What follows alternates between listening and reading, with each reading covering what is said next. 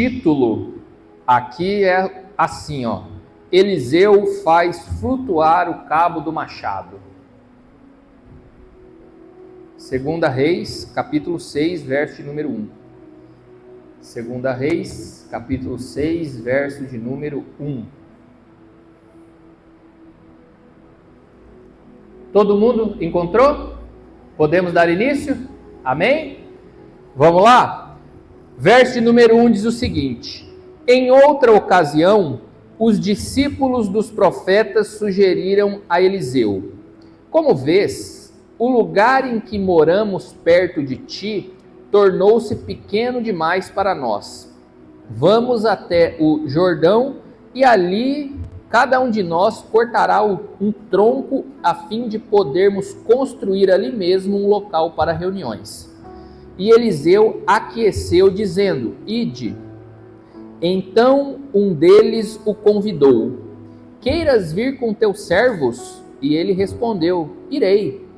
Assim foi com eles. Chegando ao Jordão, puseram-se a derrubar árvores.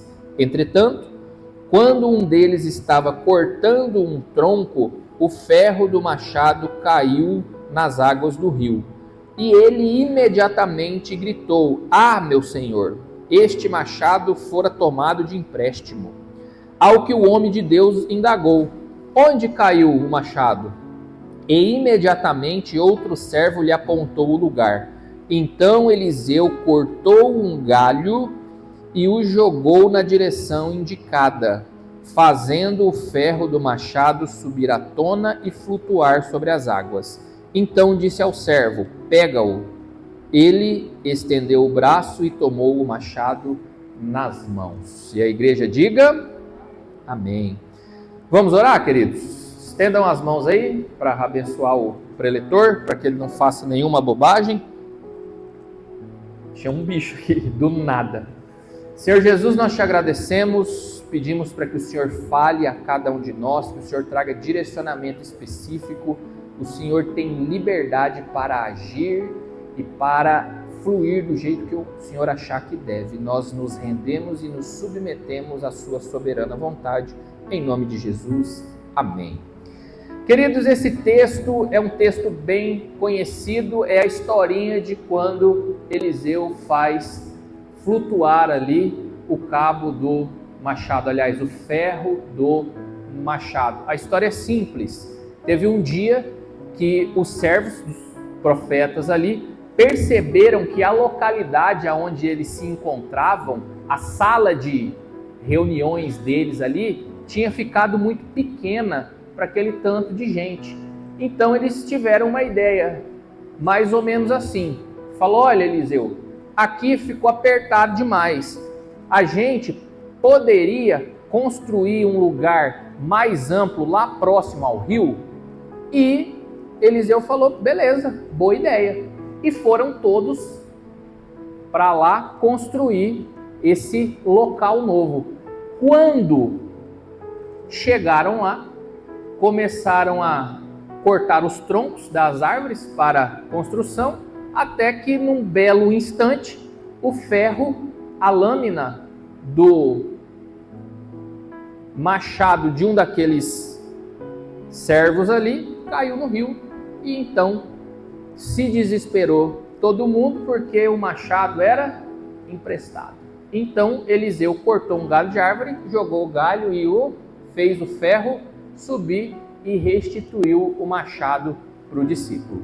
Amém? Todo mundo entendeu? Moleza, né? Vamos ver agora o que o Espírito Santo quer nos transmitir com essa mensagem, numa aplicação prática nas nossas vidas.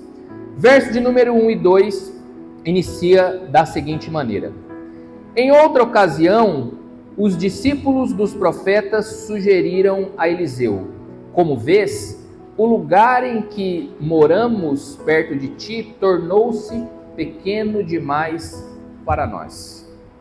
A primeira informação que o texto nos traz é que os discípulos dos profetas foi até Eliseu, que era o responsável ali, né, vamos dizer assim, o professor daquela escola profética, e deu uma informação para ele, que começa assim: como vês? Ou seja, Eliseu, você está vendo que esse ambiente aqui ficou pequeno para nós. E a expressão usada é como vês, ou seja, todo mundo estava vendo que aquele lugar tinha ficado pequeno. Ou seja, nós estamos diante de uma informação óbvia. E aqui é o primeiro mistério que o Espírito Santo quer ministrar sobre a igreja. O óbvio também precisa ser dito. Muitas vezes a gente olha e pensa assim: meu Deus, será que fulano não está vendo tal coisa? Será que não está percebendo o que está acontecendo aqui?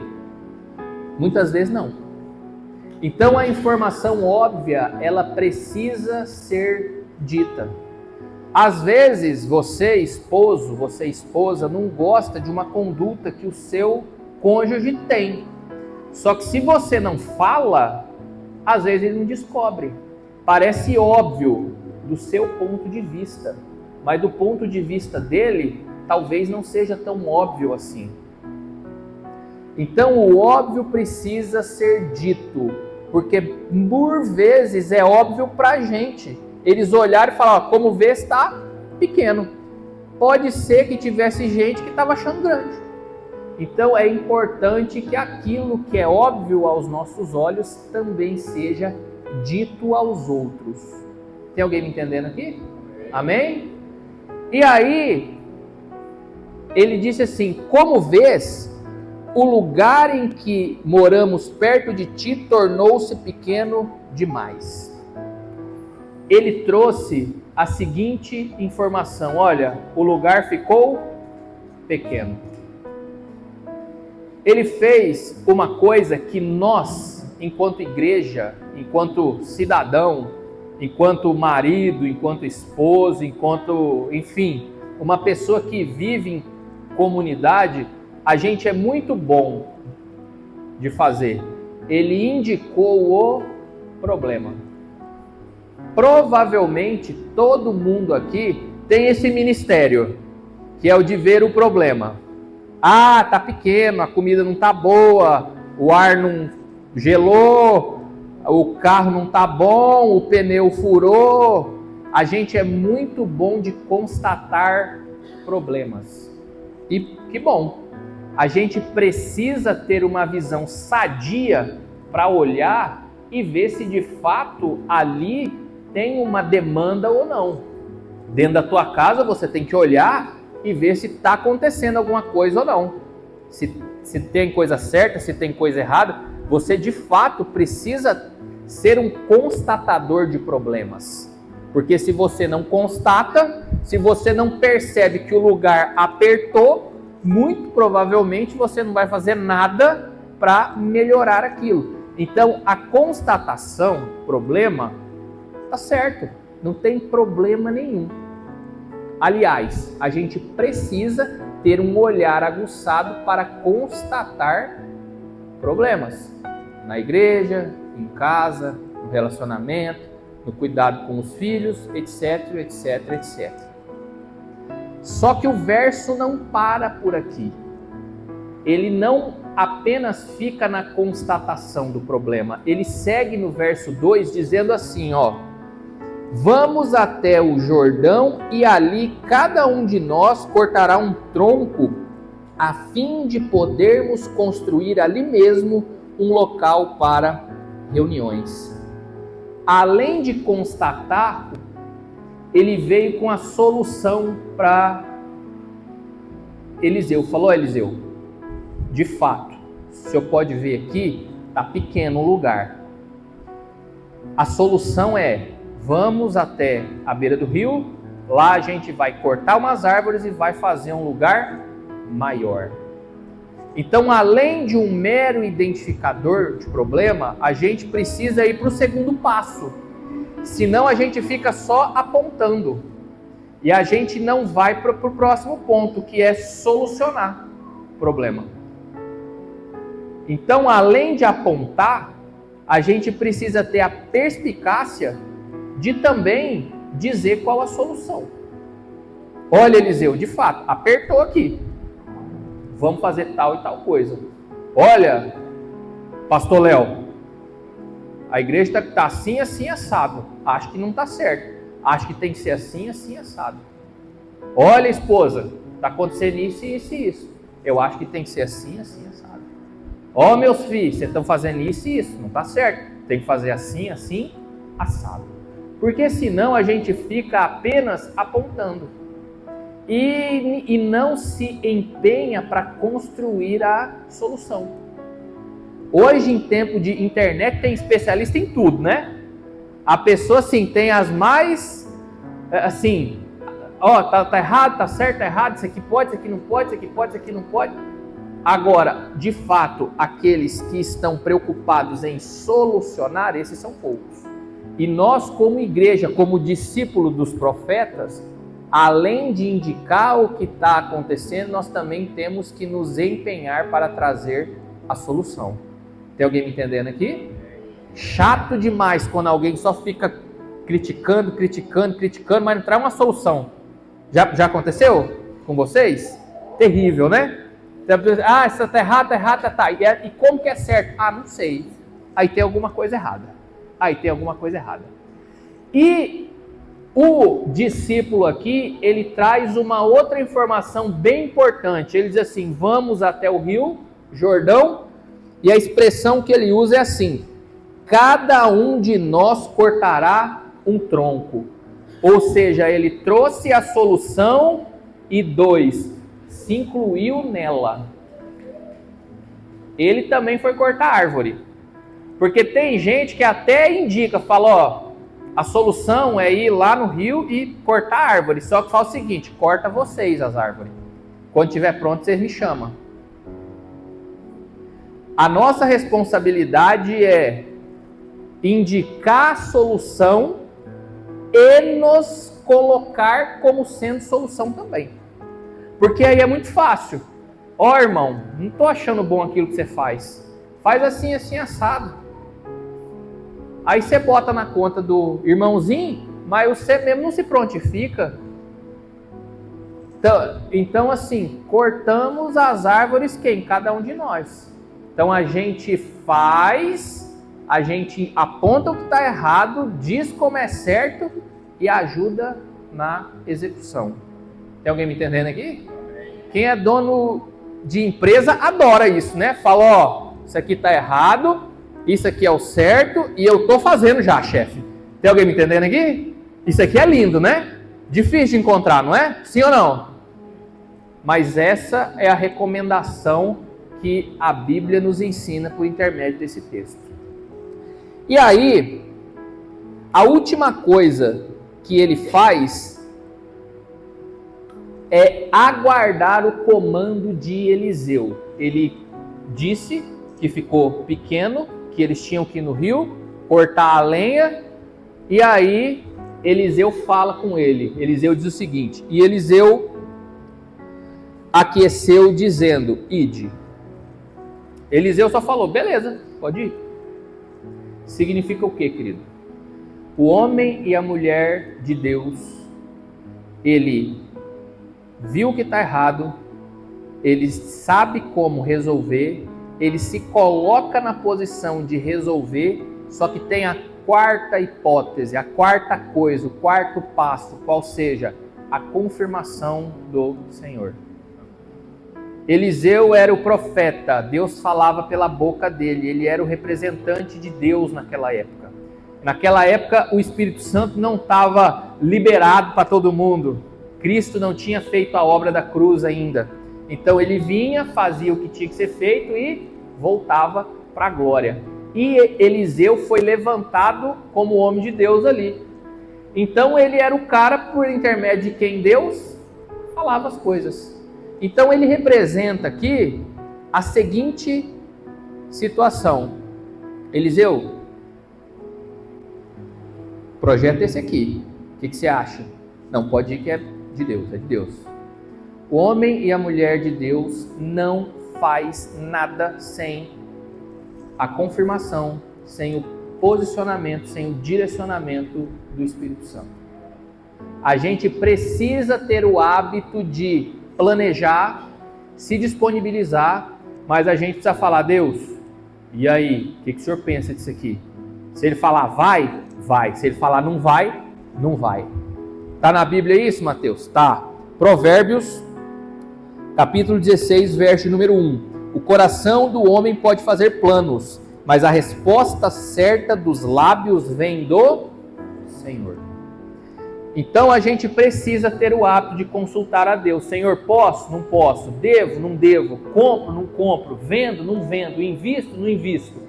Porque por vezes o nosso plano é ótimo. A gente sabe como faz, só tem um probleminha só. Deus não quer que a gente faça. Então, o crente, o homem e a mulher de Deus precisa ter o hábito de perguntar a Deus se Ele está no negócio. Amém?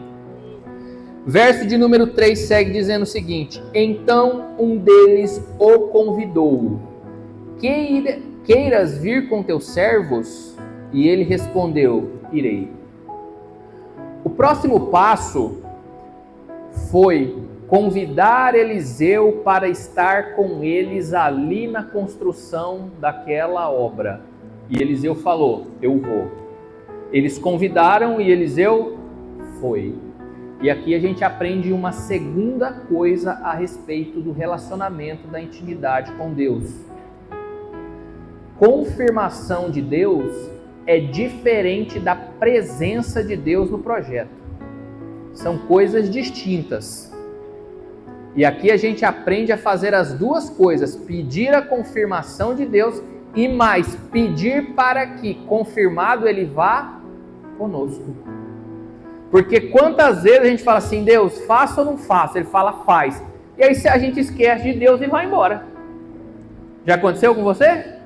Às vezes eu falo: Deus, isso aqui é bom. Eu falo: então tá bom. E vira as costas e deixa Ele para trás. Não acontece só na tua vida não, acontece na minha também. E não acontece pouco não, acontece muito.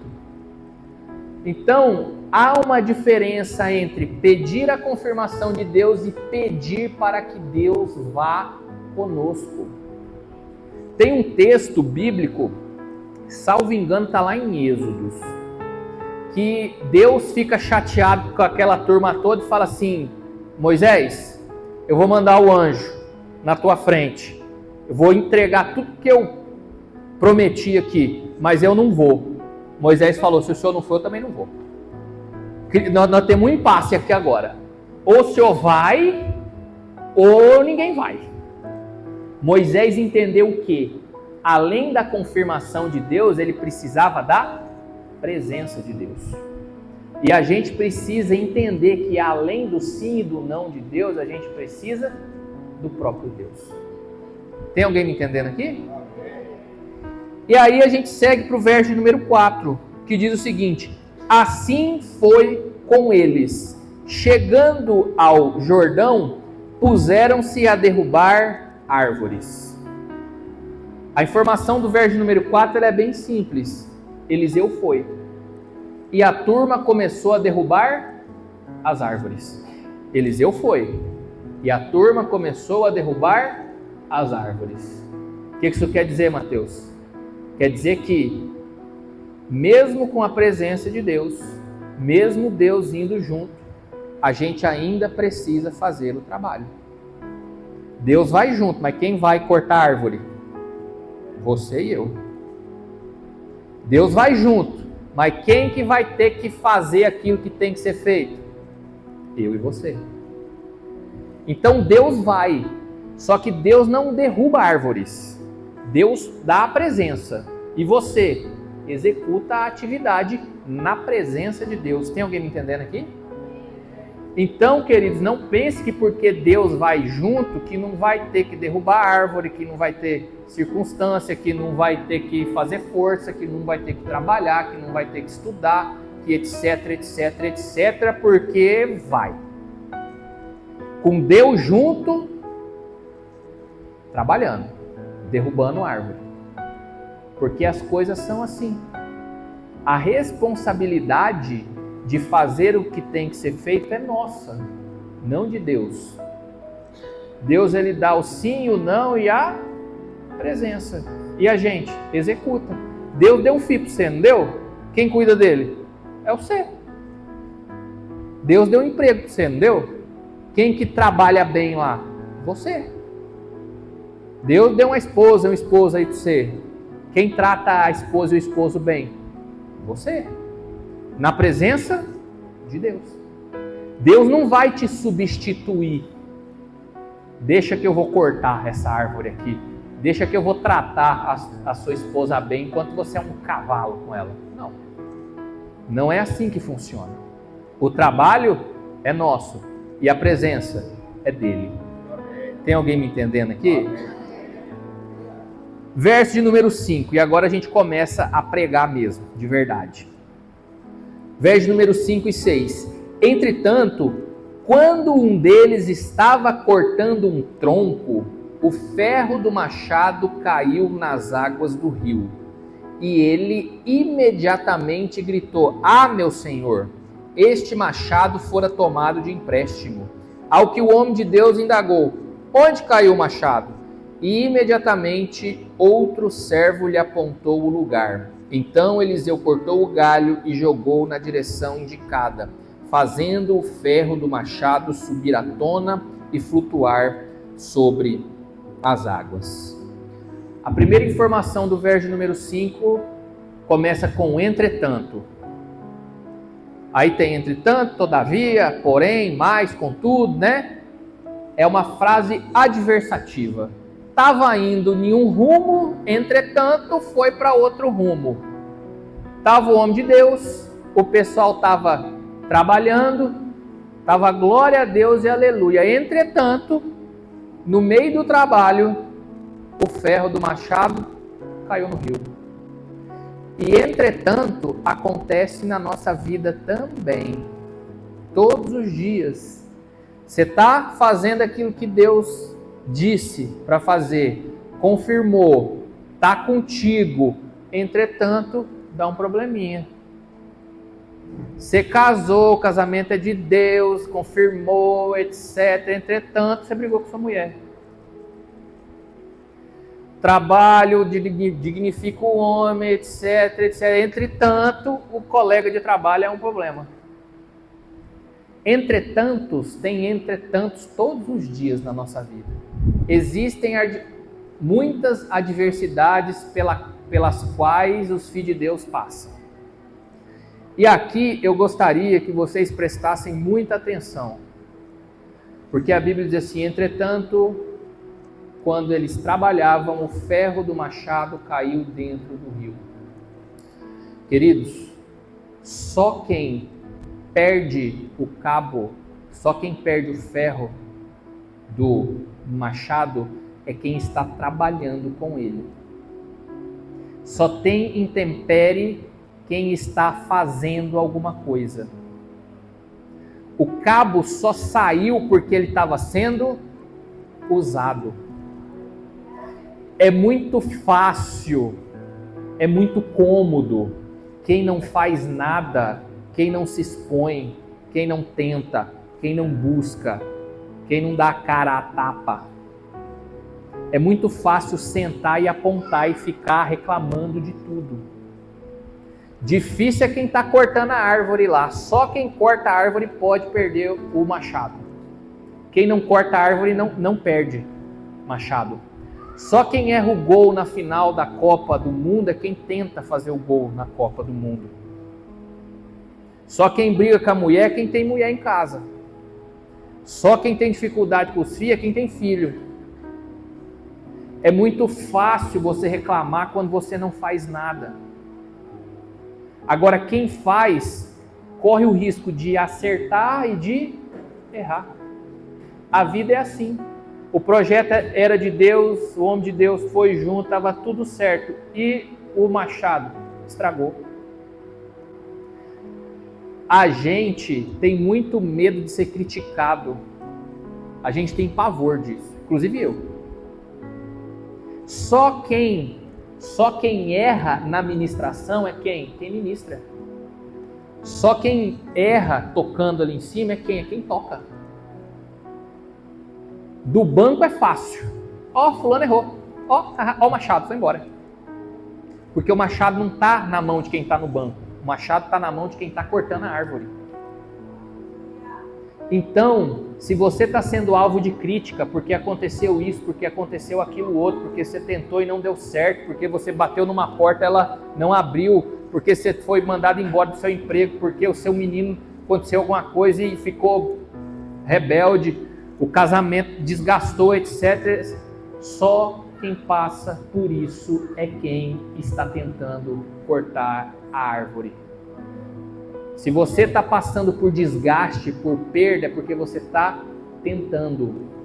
Se você não tivesse tentando nada, não teria acontecido nada.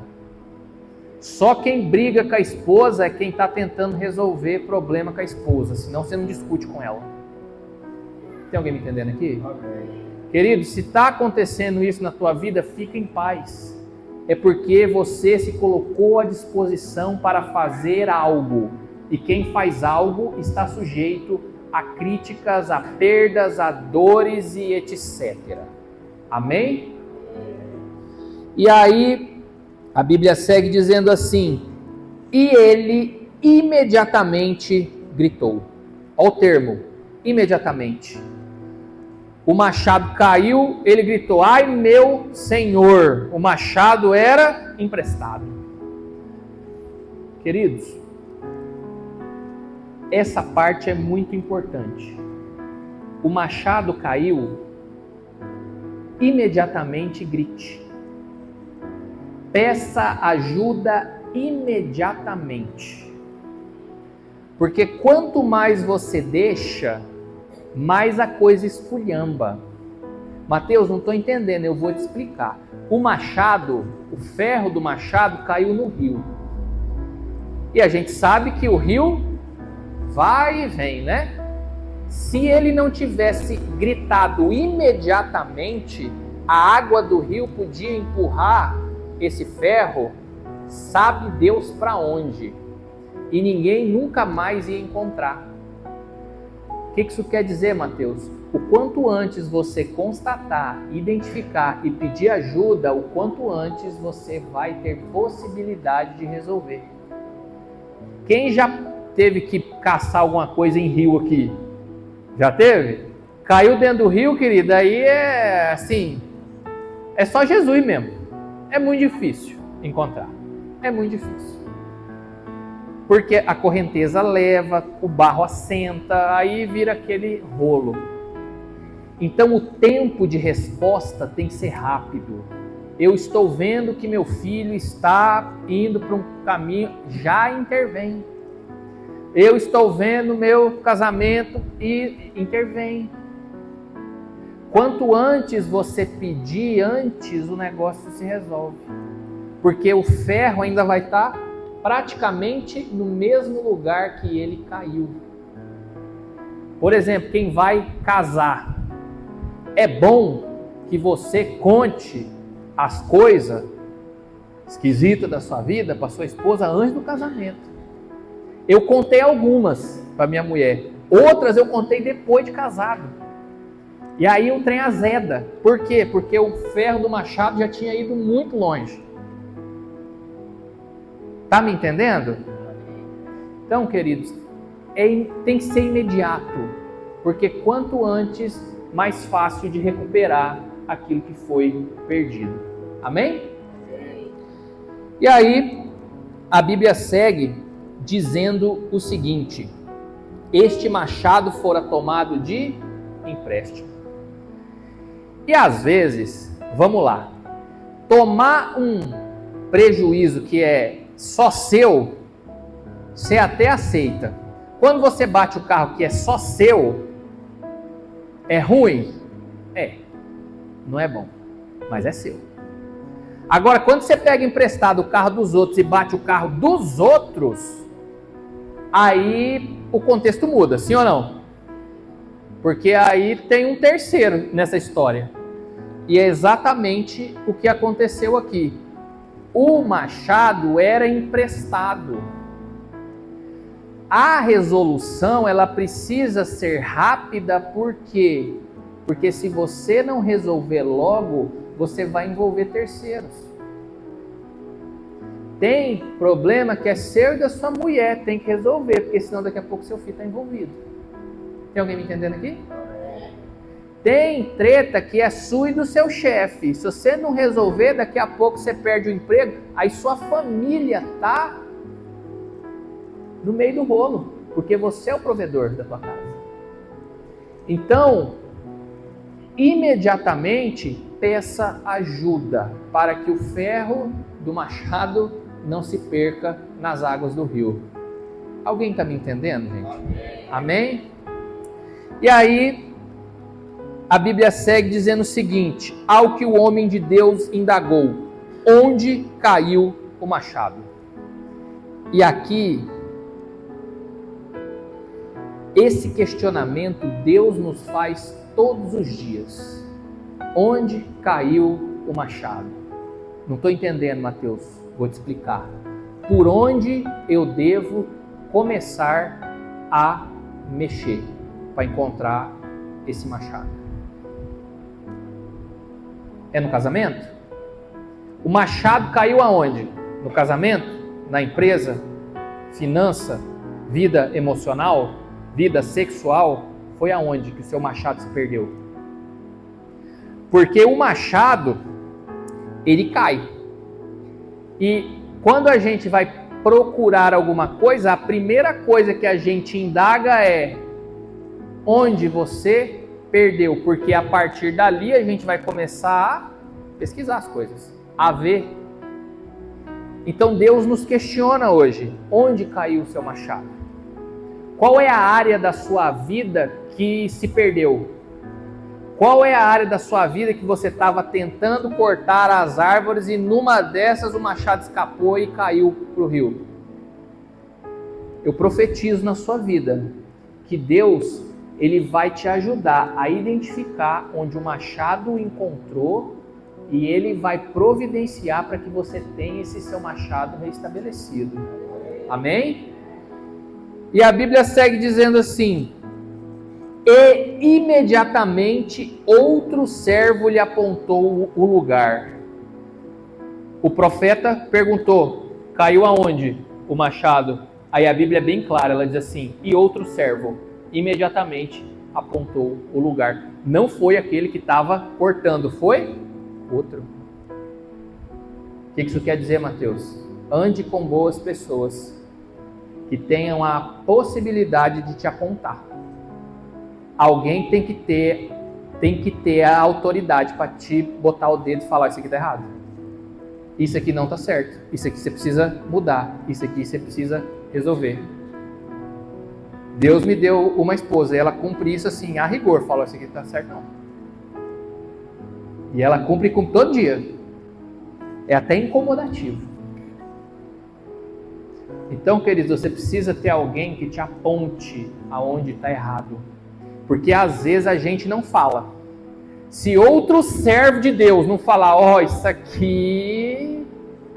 É por isso que a gente vem na igreja. Esses dias eu estava conversando com um vaso e ele disse assim: rapaz, não gosto muito de igreja não. Eu falei: é mesmo, rapaz? Mas nem eu falei para ele. Ele falou: é. Por quê? Não, porque esse negócio aí, negócio de pastor, e aí tem que dar um negócio de dízimo, e aí as pessoas ficam se intrometendo na sua vida. Falei: vaso, eu não sei que tipo de igreja você está indo, mas enfim, não é bem assim não. Aí eu falei assim: você sabe por que eu gosto da igreja? Porque na igreja você come aquilo que te serve. Como assim? Não entendi. Eu falei: porque assim, ó, você chega ali e senta. Aí Deus entregou o manto para o pregador. Ele chega ali e fala daquilo que você não quer ouvir. Aí você come o prato que bota na tua mesa. Porque lá da tua casa você escolhe o pregador que você quer, a mensagem que você quer, a hora que você quer ouvir e o jeito que você quer. Na igreja não tem massagem.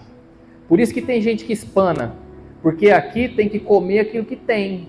O alimento é esse aqui hoje, ó, e vocês estão aí, ó, ouvindo. Ah, não estou gostando do que o irmão está dizendo, pois o problema é teu.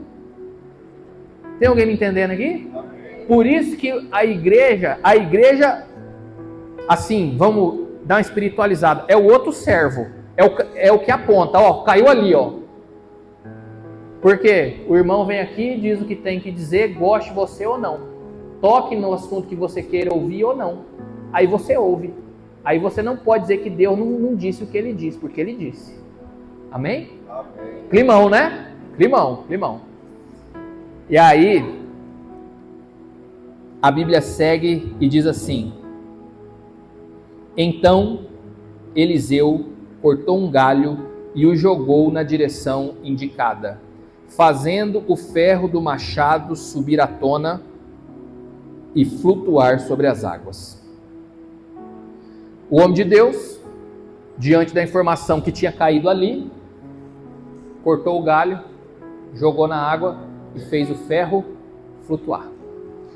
Queridos, a primeira coisa que a gente aprende aqui é que Eliseu, ele ajeitou o machado que estava estragado. O ferro estava no fundo, pegou um galho, jogou e ele reestabeleceu o machado todo. Machado dividido não serve para nada. Machado são como pessoas. Se tiverem incompletas, elas não servem para o fim a que se destina. Se você não tiver completo, se você não tiver inteiro, se você não tiver com o cabo do machado e o ferro do machado em harmonia, você não faz nada. Só ferro não derruba a árvore, só cabo não derruba a árvore. Você precisa dos dois. Não estou entendendo, Mateus, vou profetizar na tua vida. Eu profetizo que você vai ser um crente completo. Tem que estar cheio, tem que estar afiado, tem que ter cabo e tem que ter fio, senão não tem machado. A primeira coisa que Eliseu fez aqui foi reestabelecer o machado completo. E eu profetizo na sua vida, se você tiver algum tipo de incompletude, Jesus é poderoso para te restituir e para te reestabelecer. Amém? E aí, a Bíblia diz o seguinte, que ele fez o ferro do machado subir à tona e flutuar por sobre a água. Isso aqui é interessante, porque quando o fio do machado, o ferro do machado escapou, as coisas, elas aconteceram de forma natural. Qual seja, o ferro foi para o fundo do rio, porque ele é mais denso do que a água, isso, né? Desceu. Ele cortou o galho, jogou o galho e o galho ficou na superfície. Então até aqui está tudo certo. O ferro ficou lá no fundo e a madeira ficou em cima. Tudo certo. Não teve nenhum mistério aqui. O mistério foi quando ele jogou o ferro, começou a subir. Queridos, deixa eu te dizer uma coisa. O Senhor não vai fazer você descer lá na profundeza para resgatar as coisas, não. Ele vai tirar as coisas lá e vai trazer até a luz. Se você precisar se enfiar lá no subsolo do negócio, fique em paz, lá não tem Deus nisso aí não, cara. Deus vai tirar de lá e vai trazer para cima. Mateus, não estou entendendo, vou te explicar. Se parente seu, que faz um monte de coisa errada, que adultera, que não sei o que, etc, etc, você não vai precisar ter o mesmo tipo de conduta dele para tirar ele de lá de baixo. É Deus que vai tirar ele de lá de baixo e vai colocar na mesma linha de conduta de você que é crente. Você não vai precisar ter que ir tomar cachaça com seu filho em boteco para convencer ele de que lá está errado. Deus, ele vai movimentar para que ele saia de lá e venha para o ambiente adequado. Tem alguém me entendendo aqui? Queridos, Deus faz isso. Ele consegue trabalhar contra as regras naturais das coisas. Naturalmente o ferro ficaria lá embaixo e a gente precisaria descer lá. Mas ele fez o inverso, ele trouxe de lá até a superfície. Se os irmãos quiserem vir, pode vir. Se os irmãos quiserem se colocar de pé para a gente encerrar também, pode se colocar de pé. O verso de número 7 diz o seguinte: então disse o servo, pega-o. Então disse ao servo, pega-o. Ele estendeu o braço e tomou o machado nas mãos. Queridos, a última ordem que Eliseu deu para encerrar a história foi o seguinte: pega-o. Ele disse ao servo, pega o machado. E o servo estendeu a mão e pegou. O que isso quer dizer, Mateus? Isso quer dizer que quem faz a obra é Deus. E a gente toma posse. A nossa responsabilidade é só esticar a mão e pegar aquilo que Deus está trabalhando em nossas vidas. Você não precisa ir lá no fundo do rio para pegar o cabo, o ferro do machado. Deus vai colocar na altura da tua mão e você vai ter o trabalho de esticar e pegar. A gente precisa, enquanto crente, tomar posse daquilo que Deus coloca nas nossas mãos. Se Deus te fez esposo, tome posse disso. Se Deus te fez pai, tome posse disso. Se Deus te fez filho, tome posse disso. Se Deus te fez empreendedor, funcionário, eu não sei o que você é. Tome posse disso. Você só precisa estender a mão e pegar. Já está dado, já está feito. Você não precisa inventar a roda, ela já está inventada. Você só precisa esticar a mão e pegar. A Bíblia já está aqui, você só precisa ler. A forma de conversar com Deus é orando. Você só precisa orar, Ele já abriu o céu. Você não precisa inventar moda, criar mecanismo, subterfúgio. Só estica a mão e pega. É simples assim.